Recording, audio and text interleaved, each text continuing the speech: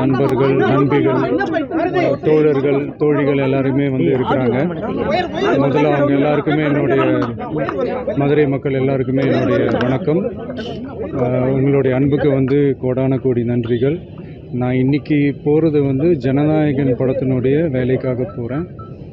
கொடைக்கானலில் ஒரு ஷூட்காக போகிறேன்.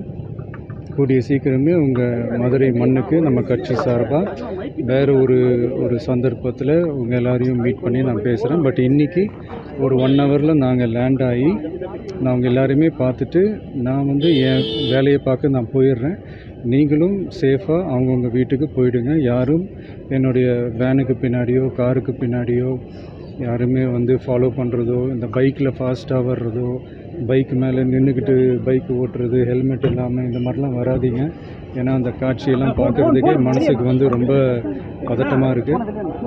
ஸோ கூடிய சீக்கிரமே வேறு ஒரு சந்தர்ப்பத்தில் உங்கள் எல்லாரையும் நான் மீட் பண்ணி நான் பேசுகிறேன். அது வரைக்கும் உங்கள் எல்லாருக்குமே என்னுடைய மே தின வாழ்த்துக்கள்.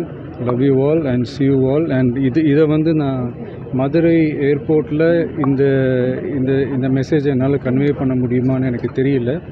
அங்கே சிச்சுவேஷன் எப்படி இருக்குன்னு எனக்கு தெரியல. அதனால தான் இங்கேயே நான் சொல்லிவிட்டு நான் கிளம்புறேன். தேங்க்யூ. கோயம்புத்தூரில் ஒரு க்ரௌட்